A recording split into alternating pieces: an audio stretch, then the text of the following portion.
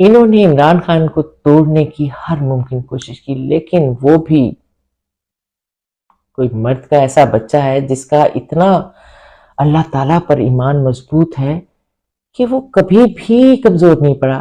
हम लोग सोच रहे थे कि इलेक्शन कैसे होंगे, अगर इलेक्शन हो भी गए तो किस तरह आवाम जो है वो निशान ढूंढेंगे, हर कैंडिडेट का मुख्तलिफ निशान है। लेकिन इमरान खान कहता था कि नहीं, इलेक्शन के बाद देखना, इलेक्शन फैसला करेंगे, अवाम फैसला करेंगे। और वाकई ऐसा हुआ। जिन चीजों को हम नामुमकिन समझते हैं, लोग समझते हैं ऐसा नहीं हो सकता, इमरान खान उसको सच कर दिखाता है अपने अमल से।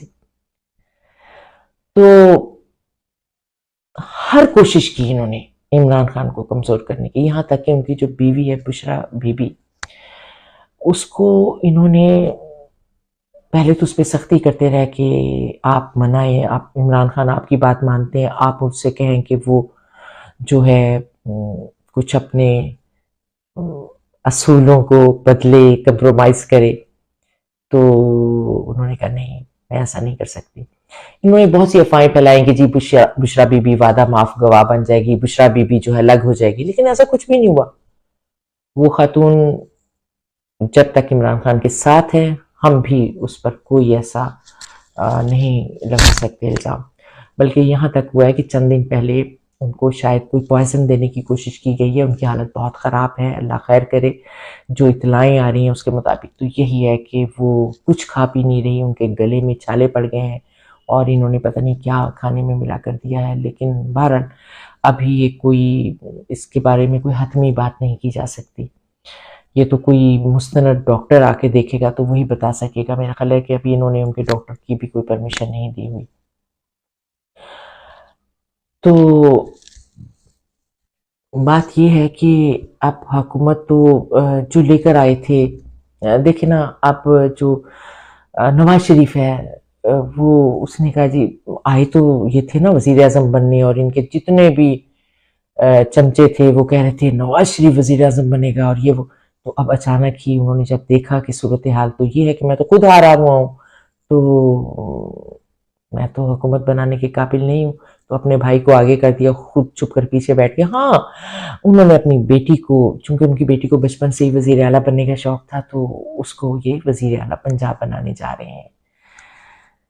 पता नहीं वो वजीर आला पंजाब बनकर क्या करेंगी, आवाम की बेहतरी के लिए कुछ करेंगी, या अपने जो ड्रेसेस है उनकी कीमत में मजीद इजाफा हो जाएगा। वो मजीद बहुत बड़े बड़े ब्रांड के पहले तो लाखों में पहनती थी, अब शायद कोई करोड़ों में पहनने शुरू करते हैं वो ड्रेसेस।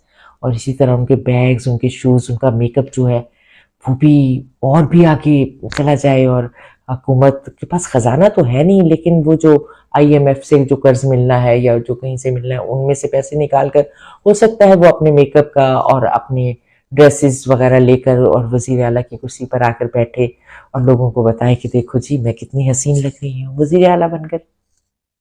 बाकी तो उनके पास कोई एक्सपीरियंस नहीं है, किसी भी सीट का काउंसलर का भी एक्सपीरियंस नहीं है। वो क्या करती हैं आकर, हमें तो कुछ नहीं पता। और पहली बात तो यह, मुझे तो यकीन ही नहीं है कि यह हुकूमत अगर बन भी जाती है तो चंद माह से ज्यादा चलेगी, यकीन कीजिए। किसी को भी उम्मीद नहीं है, सब लोग तमाशा देखने के मुंतजिर हैं होता क्या है अभी, और कितनी जलालत इनके हिस्से में लिखी हुई है। लेकिन जो लेकर आए हैं नवाज शरीफ को, ये तो नहीं सोचना चाहिए ना कि वो पाकिस्तान के मुस्तकबिल या पाकिस्तान के हाल से या पाकिस्तान से क्यों खेल रहे हैं, उन्हें ऐसा नहीं करना चाहिए। और वैसे मुझे जहां इस बात का दुख है कि पीटीआई की बहुत सी सीटें इन्होंने छीन ली हैं, वहां मुझे इस बात की खुशी है कि राना सनाउल्लाह बुरी तरह हारा है और उसको नहीं, उसके नतीजे को नहीं, ये नहीं बदल सके। एक उसकी हार का भी ये है, मुझे खुशी है।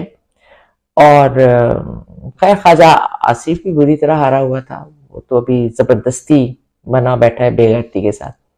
इसके अलावा भी बहुत से और इनके लोग थे जो हारे हैं, शुक्र है वो भी। लेकिन उनमें से कुछ लोगों ने तो अपनी हार तस्लीम कर ली है, हम चलें उनको अप्रिशिएट कर लेते हैं। हम साद रफीक साहब को कि उन्होंने कहा जी मैं अपनी हार को तस्लीम करता हूँ और इनको जो मेरे मुकाबले में जीते हैं उनको मैं मुबारकबाद पेश करता हूँ। चलें, हम तो हर अच्छे जेस्चर को अप्रिशिएट ही करते हैं और करना भी चाहिए।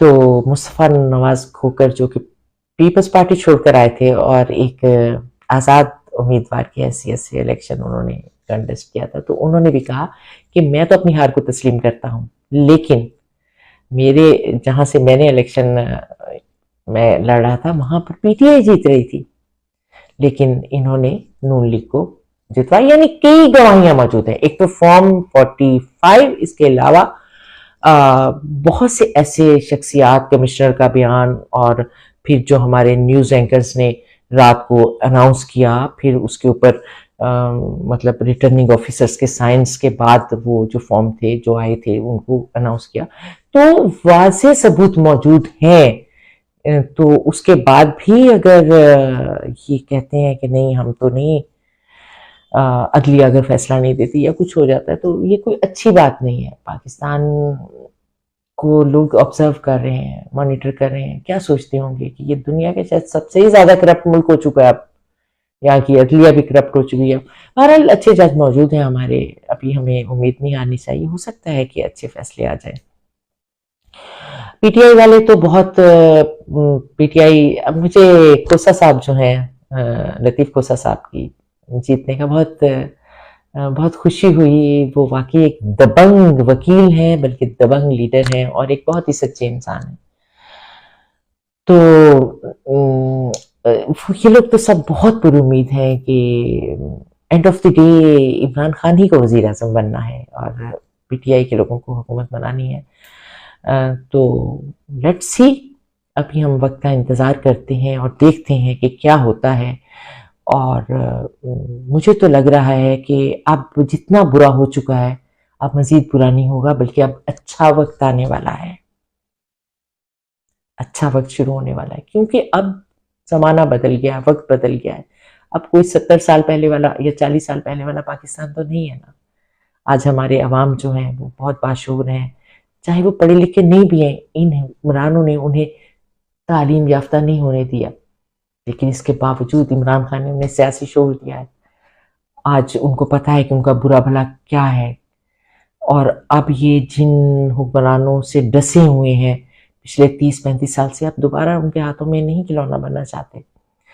तो इसलिए ये जो अब ये हुकूमतें दोनों मिलकर बना रहे हैं, और जो MQM है उसको किस तरह जितवाया गया है, मैं तो हैरान होती हूँ कभी कभी कि मुझे ये बच्चों का खेल लगता है। जैसे बच्चे नहीं बचपन में वो करते हैं, चीटिंग करते हैं और जीत जाते हैं, खेलते हैं, उस तरह इन्होंने किया है। और इन्होंने जमात इस्लामी को, मतलब मुझे बड़ा दुख हो रहा है कि जमात इस्लामी कराची की एक पॉपुलर सियासी जमात थी, उसका मैंडेट लेकर इन्होंने MQM को दिया है। और पीटीआई के भी बहुत से लोगों का रिजल्ट इन्होंने यहाँ से चेंज किया है, कराची से, सिंध से। तो अब ये जो होते हैं ना ये MQM वाले, ये पता है किस लिए रखे होते हैं कि हाँ भाई चलो जाओ हुकूमत के साथ शामिल हो जाओ, जाओ जाके बनाओ।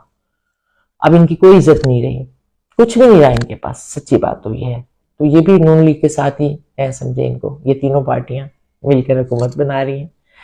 अब मजे से बैठकर आप अब इस ड्रामे की नेक्स्ट एपिसोड देखें कि अगर ये हुकूमत बन जाती है तो उसके बाद इनके साथ होता क्या है। क्योंकि मुझे लगता है कि कुदरत भी इनका अंजाम दिखाना चाह रही है, इनका आखिरी अंजाम दिखाना चाह रही है अवाम को। और उसके बाद अगर आ जाते हैं इमरान खान दोबारा वज़ीर आज़म और उनको एक वाज़ेह अक्सरियत मिल जाती है और उन्हें किसी पार्टी को अपने साथ शामिल करने की ज़रूरत नहीं पड़ती, तो ये मुल्क हमारा जो है इसको बचाया जा सकता है, बिल्कुल बचाया जा सकता है, कुछ भी हो सकता है। तो बहरहाल हमें उम्मीद यही रखनी चाहिए कि जो भी होगा अच्छा होगा। और क्योंकि हालात मुझे ऐसे ही नज़र आ रही है, मेरी जो सिक्स सेंस है वो मुझे कह रही है कि अब गेम इनके हाथों से निकल गई है, अब गेम जो है वो आवाम के हाथ में आ चुकी है, अब जैसा आवाम चाहेंगे वैसा ही होगा। तो मुझे कुछ साइंस भी ऐसे मिल रहे हैं जिससे मुझे लग रहा है कि अब कुछ बेहतरी आ जाएगी। कुछ रिलीज भी हुए हैं कुछ जो लोग इन्होंने कैद किए हुए थे, तो देखते हैं आने वाले दिनों में क्या होता है। तो जनाब, आप तो सब लोग सो चुके हैं, तो इसलिए फिर अब इतना तवील सेशन जो है वो उसका मेरा ख़्याल है कि इसको हम एंड कर देते हैं। तो अब मैं जल्द ही अ, आपके साथ दोबारा आऊँगी, और उस वक़्त आऊँगी जब ज़रा इतनी रात नहीं गुज़री होगी। वक़्त से आऊँगी और आपको बता कर आऊँगी, और फिर हम किसी लाइट से टॉपिक पर बात करेंगे। हो सकता है हम आउटडोर में ही चले जाएँ, कहीं भी जा सकते हैं। तो फिर आप सब आइएगा, आप सबसे मुलाकात होगी, और फिर बहुत सी बातें होंगी, और अच्छी-अच्छी बातें होंगी, कुछ खुशगवार बातें होंगी, क्योंकि पिछले बहुत से दिन बहुत टेंस गुज़रे हैं, मुल्की हालात को लेकर भी, और मतलब इंडिविजुअल्स भी जो लोग हैं ना, वो भी बहुत बेरोज़गारी, गुर्बत, महँगाई, इसकी चक्की में अब भी इन लोगों ने, ये जो निगरान हुकूमतें हैं, ये बिजली के बिल और गैस और पेट्रोल सब बढ़ाए जा रही हैं, बढ़ाए जा रही हैं। कितने ज़ालिम हैं ये लोग ऐवानों में बैठे हुए, कितने ज़ालिम हैं। पता नहीं इनके अंदर रहम नाम की कोई चीज़ ही नहीं है। क्या करेंगे जब इज़्ज़त ही नहीं रहेगी इनके पास।